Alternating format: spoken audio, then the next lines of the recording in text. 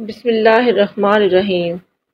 اشفاق احمد صاحب ایک تاجر کا انتہائی ایمان افروز واقعہ بیان کرتے ہیں کہ دمشق کا معروف و مشہور تاجر شام ڈھلے سڑکوں پر ٹہل رہا تھا۔ موسم خوشگوار ہونے کے باوجود اس کا دم گھٹا جا رہا تھا۔ ڈاکٹروں کے مطابق اس کے پاس ہفتہ 10 دن سے زیادہ ٹائم نہیں تھا۔ دنیا کی ہر آسائش کے ہوتے ہوئے بے بسی کا یہ عالم تھا کہ ٹائم سے پہلے ہی سب کچھ ختم ہوتا محسوس ہو رہا تھا۔ ملک کے ڈاکٹروں نے جواب دے دیا تھا۔ ایک ننھی سی امید تھی کہ امریکہ میں علاج ہو سکتا ہے، وہ بھی دم توڑ گئی جب وہاں کئی مہینے ٹیسٹ وغیرہ کروانے کے بعد سینئر ترین ڈاکٹر نے آخرکار ایک دن آ کر نرمی سے سمجھایا کہ آپ کے پاس زیادہ ٹائم نہیں ہے، لہٰذا میرا مشورہ ہے اور عقل مندی اسی میں ہوگی کہ باقی کا قیمتی ٹائم آپ اپنے بیوی بچوں کے ساتھ گزاریں۔ بے خبری کے عالم میں نہ جانے کتنی دیر وہ ٹہلتا رہا۔ اس کی سوچوں کا تسلسل تب ٹوٹا جب ٹہلتے ٹہلتے وہ ایک تنگ سے بے رونق پل پر پہنچ چکا تھا۔ سڑک پار دوسری طرف اسٹریٹ لائٹ کے نیچے ایک خاتون کھڑی کسی آدمی سے گفتگو کر رہی تھی۔ عورت اس مرد کی منتیں کر رہی تھی کہ گھر میں بچوں کو کھلانے کے لیے کچھ نہیں، کرایہ دینے کی سکت نہیں ہے، اس لیے انہیں زبردستی گھر سے نہ نکالے۔ لیکن وہ آدمی عورت کو ڈانٹ رہا تھا، کرایہ دو، ہاں کوئی دھندا کر کے دو، ورنہ اس کا سامان باہر پھینک دیا جائے گا۔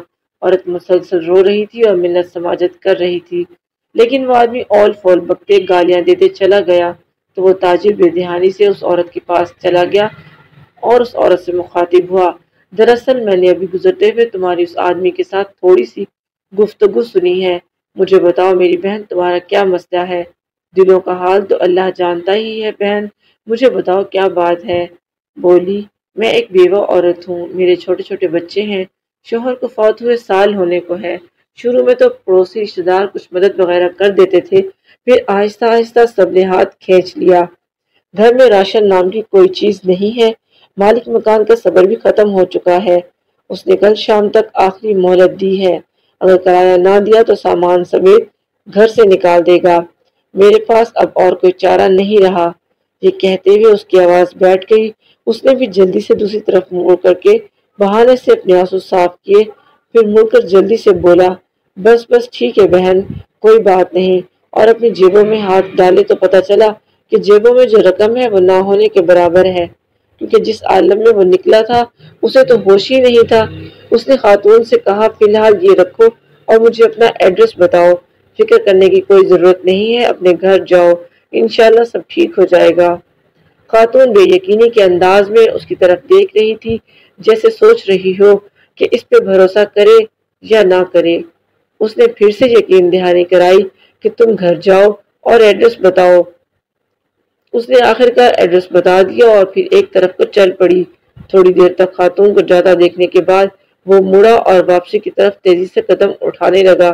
گھر پہنچ کر اس نے کافی مقدار میں نقدی لی اور ڈرائیور کو بڑی وین نکالنے کو کہا، پھر خود ڈرائیو کرتے ہوئے شہر کے 24 گھنٹے کھلے رہنے والے اسٹور سے راشن کی بڑی مقدار وین میں بھری اور خاتون کے بتائے ہوئے ایڈریس پر پہنچ کر سارا راشن اتارا اور باقی کی رقم خاتون کو دی اور کہا، صبح کرایہ دار سے وہ خود بات کر لے گا اور کرایہ کا معاملہ نپٹا دے گا اور انشاءاللہ ہر مہینے مخصوص رقم آپ تک پہنچا دی جائے گی۔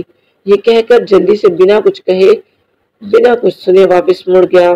خاتون بت بنی بے یقینی کے عالم میں کھڑی آنسوں بھری نگاہوں سے دیکھتی رہ گئی اور وین سمیت وہ نظروں سے اوجھل ہو گیا۔ اس کی کیفیت اب کافی بلکہ بہت مختلف تھی۔ اس کے انگ انگ سے خوشی پھوٹ رہی تھی، کیونکہ گھنٹوں پہلے جو اس کی حالت تھی اب وہ بالکل بدل چکی تھی۔ اب اسے ہفتہ 10 دن گزارنے کی جو فکر تھی وہ تھوڑی کم ہو گئی تھی۔ ہفتہ 10 دنوں کا خیال آتے ہی تاجر نے کاغذ قلم لے کر خاتون کا ایڈریس لکھ کر وصیت لکھی کہ ہر ماہ باقاعدگی سے 4 لوگوں کے معقول سے بڑھ کر خرچے کی رقم اس ایڈریس پر بھجوائی جائے، اور کاغذ کو لفافے میں بند کر کے تجوری میں رکھ دیا۔ اب اسے لگ رہا تھا کہ اپنے آخری سفر کے لیے وہ تیار ہے یا تھوڑی بہت تیاری کر لی ہے۔ پھر ہفتہ گزر گیا اور 10 دن گزر گئے، پھر مزید 10 دن اور پورے 15 دن گزر گئے۔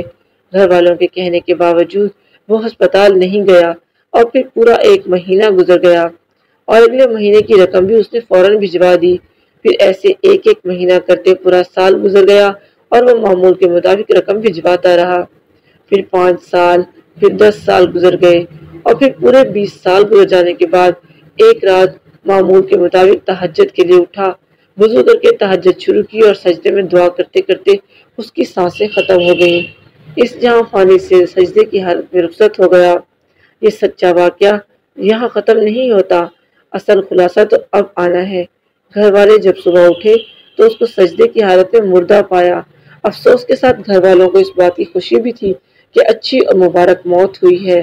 خیر تکفین و تدفین اور دیگر انتظامات کے بعد اولاد کا تجوری اور وصیت کھولنے کا وقت آیا تو وہ بند لفافہ بھی نکل آیا جو کم از کم 20 سال پہلے کی تاریخ کا ان کے والد کے ہاتھ کا لکھا ہوا تھا۔ اس کا مطلب تھا اس لکھے ہوئے ایڈریس پہ 20 سال سے رقم دی جا رہی ہے۔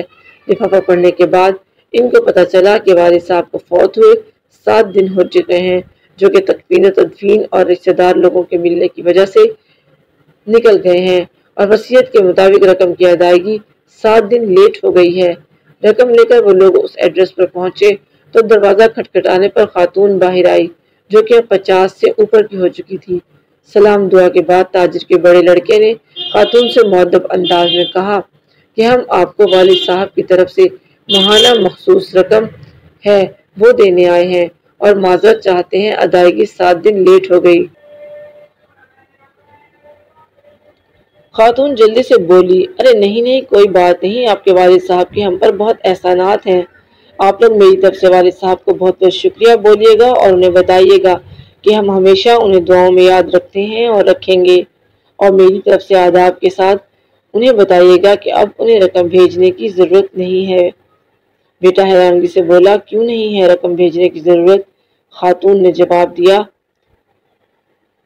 خوشی کے آنسوں میں ملی آواز میں خاتون نے جواب دیا کہ اللہ کے فضل سے مہینہ پہلے میرے بڑے بیٹے کی ملازمت لگی تھی اور 7 دن پہلے ہی اس کی پہلی تنخواہ ملی ہے۔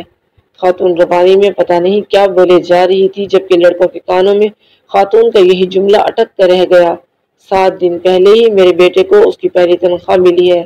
اشفاق احمد صاحب فرماتے ہیں کہ آپ صلی اللہ علیہ وسلم کا فرمان ہے، رازداری میں کیا گیا صدقہ اللہ پاک کے غصے کو بجھاتا ہے۔